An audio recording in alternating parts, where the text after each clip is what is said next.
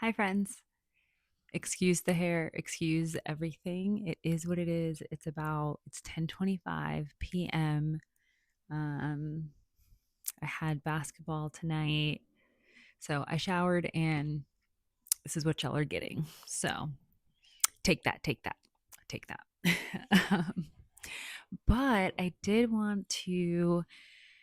want to get back into filming and creating on my channel. I say this every time and I go away for months, but it really is like a really good creative outlet for me.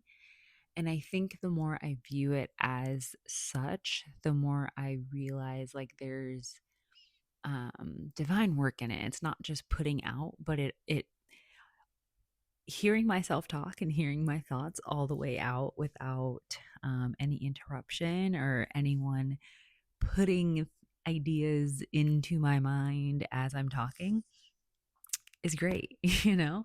And I guess I don't realize how often I want to express something or I talk and I end up repeating myself because I feel like either I'm not hearing myself or I'm in a dialogue that it should be a monologue, but it becomes a dialogue, right? Because you're talking to someone else. So, anyway, there's probably going to be some B-roll film here somewhere, and I will likely do a voiceover to that at some point, maybe at the end of this video, because I have some things I want to do and I don't really care to like talk about it necessarily. Um, but I just want to like have my moment, right? And I need to start getting into a nightly routine because what I've been doing is just like doing all the tasks I need to do and then like doom scrolling on my phone and going to sleep. And like that is not good for anybody, especially not me. I wanted to read something for you guys. I have this book. It's published by the Harvard Classics. Um, I love that it says Veritas on the side. That's Latin, if anyone did not know. So it's Plato, Epictetus, and Marcius or Marcus, however you guys say it, but I say Marcius Aurelius. Um, and this is from the Golden Sayings of Epictetus. Um, I'm going to, yeah, anyway. Um, this is from chapter 103. Okay. It says, even as in this is to preface all of this. This is like Western philosophy. Y'all know I will get into my Western philosophy bag when I like to. And so I wanted to bring this out because it's my little bookmark there. I think someone gave that to me, but I just periodically like to go and I really value thought and thinking and reason, logic. Not to say I don't value emotion and experience and spirituality, but I also value thinking. I'm fascinated that we have the ability to think. And I know it's probably one of my more prickly traits for people close in my life. I tend to gravitate towards people who, not that they don't like to think, but, or not that they're lazy thinkers, I guess I'll say it that way, but um, I guess they know when to stop and I don't. Like I will think, think, think. And I used to think that that was a bad thing. I no longer feel that way, but I understand that most of the world sees overthinking as a bad thing, which is honestly like one of my favorite quotes. It's by Voltaire. Again, I'm in my philosophy bag, guys, but he says, no problem can withstand the assault of sustained thinking. And I just love that because only in modern times do we make thinking the bad guy. Like, thought and reason used to be noble qualities, virtues in our society. Now it's like if you think things through. You're a fuddy-duddy, you're no fun, you're too serious, blah, blah, blah, you know? You just need to relax and chill. And it's like everybody's expected to be like some, I don't know, like some idea of like a zened out, non thinking, life is just fun and there's no reason to think type of person. And I'm just not that person. So every time I get on here, I say I'm not going to ramble, but Z rambles. It is what it is, guys. So we're at 5 minutes. I'm actually going to read to you guys what I got on here to read to you guys. There's probably a few quotes in here that I really love, but as I was thinking through things, I'm in a season where I made a choice to move and I so regret that choice. But how do you find contentment and happiness and joy despite having to live out a consequence of a decision that you made, that, you know, whether you made it for the right intentions or not, that's here nor there. Um, if it's a mistake and the wrong decision, then that's just what it is. So I am in that season. I have to kind of just deal with the consequences of a bad choice I made for the right reasons, I guess. Um, and living where I live now, I live in South Dakota, but living where I live now, it's quite lonely. I feel like um, my personality itself, the things I'm interested in, it's already a rarity, it's already unique. But then you throw me into um, Midwestern white America, and it is my opinion that there is a propensity in the city that I live in for people to smoke, do opioid drugs, and drink. And that's just kind of what everyone's into. It's normalized, it spans all demographics. And it's just, to me, it's like, like an epidemic, like it's a problem. Like I've lived in a lot of cities, and um, I lived in small towns. I've lived in small cities, right? So it's not just like a big city thing where it goes on everywhere. You just don't notice it, but it is. Um, it's kind of like a marker of this city, and I think that it would be nice if people recognize that it's not normal, um, and kind of work to change the culture. And I know that maybe that's a little bit why I'm here, is to learn how to create and birth things where you are, and to bring who you are to a culture, um, and impute yourself into a culture, right? But that's exhausting, and I got other stuff going on, so just not here for it. Anyway, so I was in that thought process of, how do I connect when I don't want to connect? I don't want to be getting drunk or drinking, or I don't smoke, and it's not something I'm interested in like doing really, like it's just not a thing for me. Um, so how do I connect with people where my interests just are not the same? Like I don't care to be mindless and drink and smoke and just like shoot the shit all day. Like it does not, it's draining for me. I want to have deep intellectual conversation. I want to have spiritual conversation with people. I want to do yoga and figure out how to juice things properly and also have that fun time and go out and dance to music, but also value just shutting the hell up and reading a book and discussing the book or not discussing the book, and just normalize going to get coffee with someone and saying absolutely nothing but both reading your book. Like I want that to be a normal cultural thing. And I just haven't found that here. And I know like maybe I'm just supposed to bring that here. I don't know. Anyway, so I was in this whole thought process, and I sat down and I was reading some Epictetus. And anyway, here's chapter 103. Even as bad actors cannot sing alone, but only in chorus, so some cannot walk alone, Man, if thou art aught, strive to walk alone and hold converse with thyself, instead of skulking in the chorus. At length think, look around thee, bestir thyself, that thou mayest know who thou art. I can y'all see like it's like highlighted. Can y'all see that? It's like underlined in pencil and like marked up, right? Because aside from like the Middle English that is, some people will call that Old English. It's not. I wish people understood that just because it says thou and mayest and things like that, that does not mean it's Old English. That's actually Middle English. But here nor there, I will not get into my English literature bag. But um,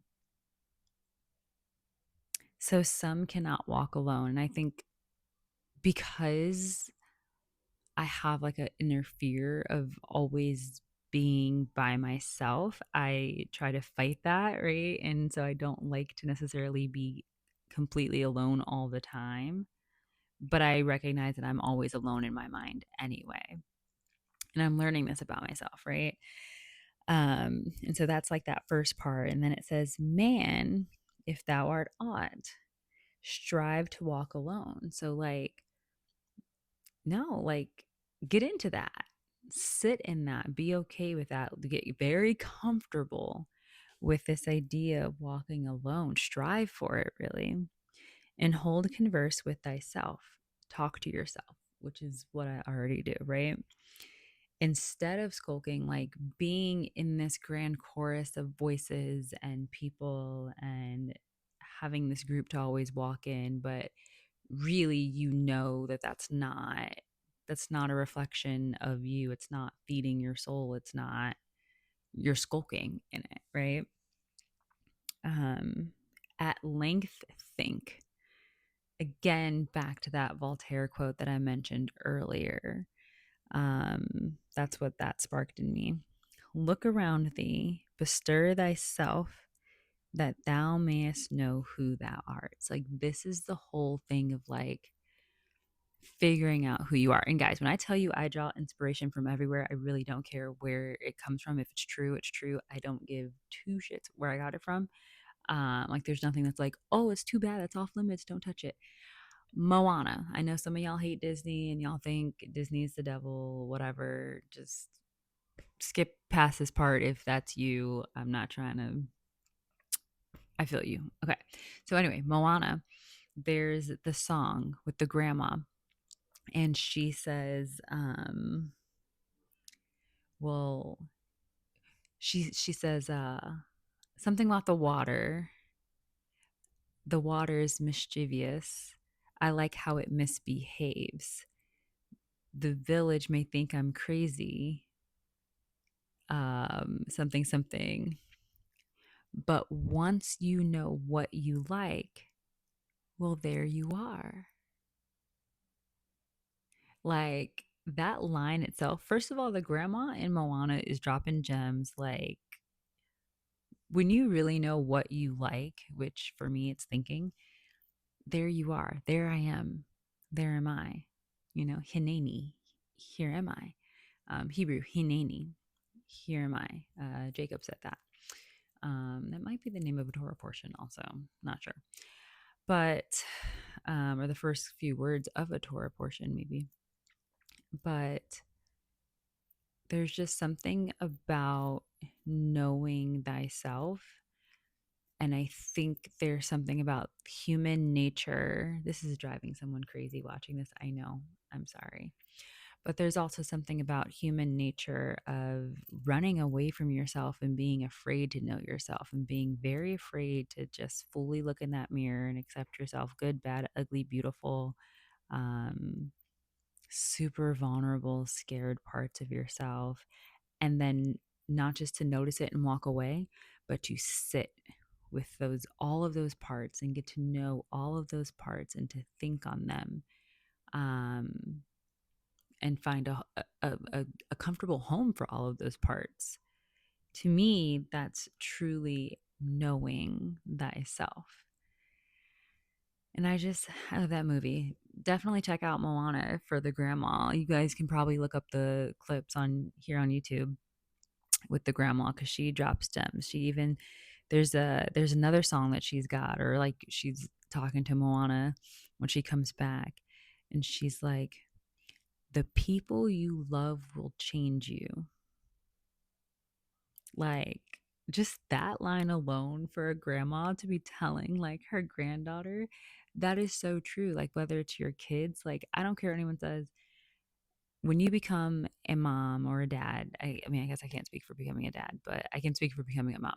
When you become a mom, like, your kids change you. And I've got three children, two girls and a boy, and each kid changes you, and each kid is different, and you love different things about each kid, but you love them all with the same power. And it really is watching your three hearts just walk around, right? um you may love your parents, and however those relationships turn out, romantic love, the people you love will change you, and that's so true. Just in my own life, the people who I've loved in a romantic sense have wildly um changed me. um and maybe change is a bad word, I guess, in that sense, but no, I think have caused me to change because when the people that you choose relationships with are a mirror, right? And so then when those relationships don't work out, you look in the mirror and you say, well, what the hell in me was attracted to them? Like, you saw all of that. What was it?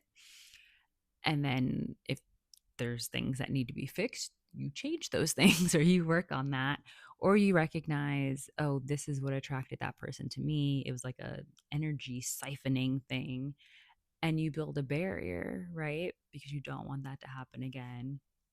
So just the knowledge of like, the people you love will change you, the things that you love will change you, the things that you believe in will change you. And only through being alone and having that time alone, and I'm not saying like physically being alone, I mean like alone in your head, you know what I mean?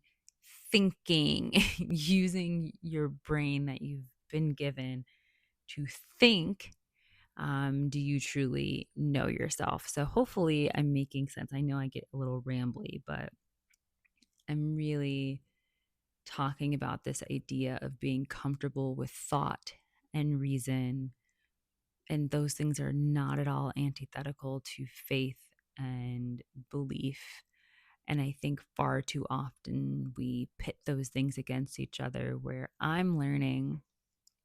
Um, I'm 33, and like I said, I'm a mom of three children. These threes are very significant, but I'm learning that it's all one thing, right? Like, whether it's from books and different religious materials and different religious practices and different spiritual practices and materials that are used, all of it's doing the same thing as far as getting their different avenues to getting you to think. um Whether it's, I don't want to say like using your third eye, I don't want to confuse anyone, but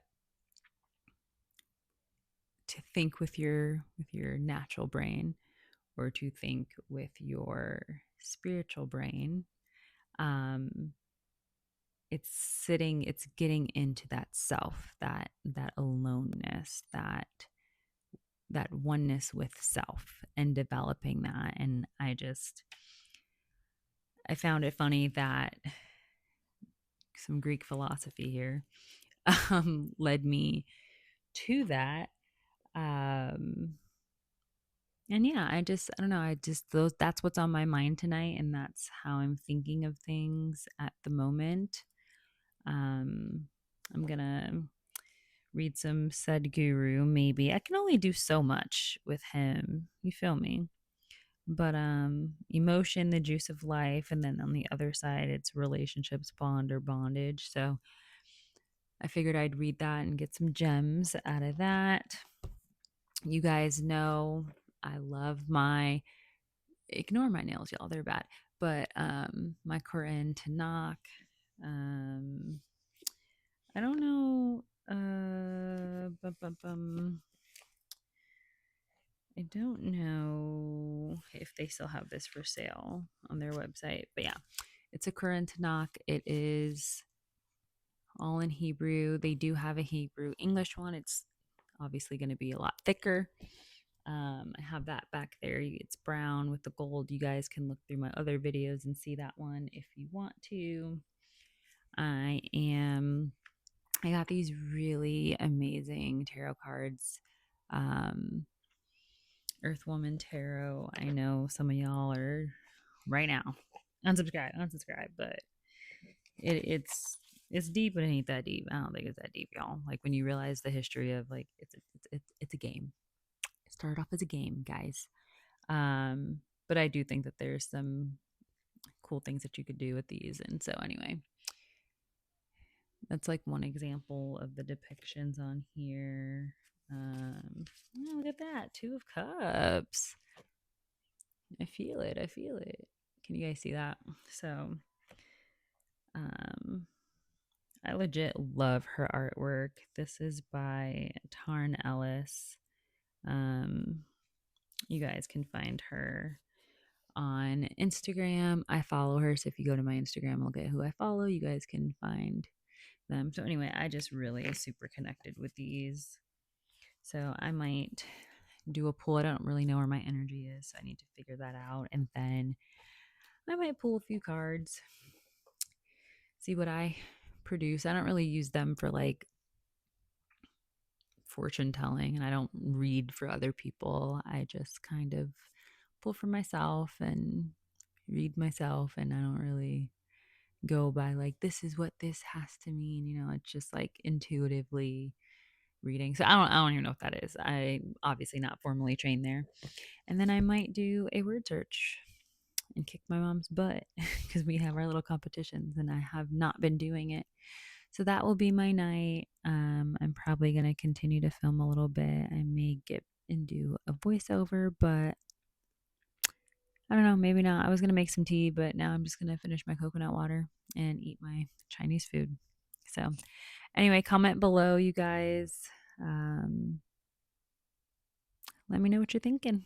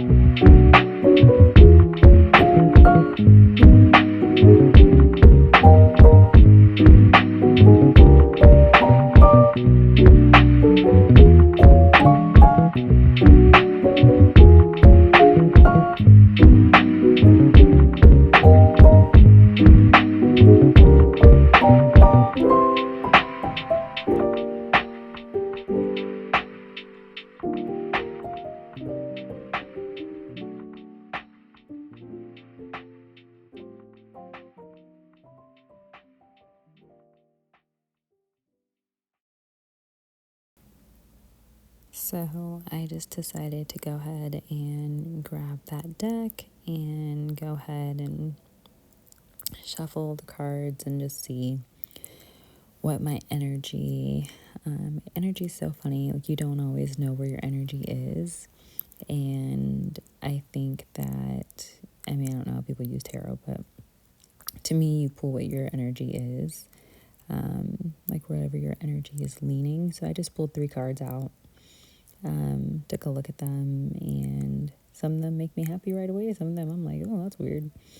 And then I do later on go and like read a booklet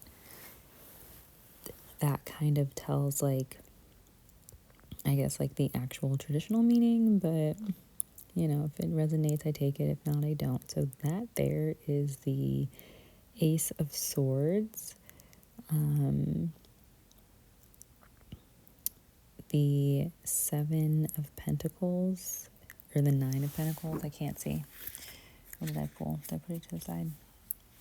And then the 8 of Swords. So, yeah, it was the 9 of Pentacles. And then this is the Earth Woman Tarot by Taryn Ellis. That's the little booklet. So as I was reading it, I'll read it to you guys. The Ace of Swords can signify new beginnings, ideas, and expansion. A hand appears from a cloud holding a sword emblazoned with an opal jewel. At the top of the sword is a crown, also decorated in jewels and garlands, a sign of success. Beneath the sword are misty mountains hinting at possible difficulties to overcome in the future. The Ace of Swords is the start of something new on an intellectual level. And really, I kind of just stopped there, but like, it's basically just a good time to dive deeper into your spiritual learnings and increase your wisdom. So I was like, yeah, duh, love that. That resonates. The 8 of Swords was the last card that was pulled, but that one is limiting belief, negative thoughts, self-imprisonment. Basically, that card, if you look at it, it's like a blindfolded woman, and she's not really like, she just took a step. She could get out, but she was just standing there.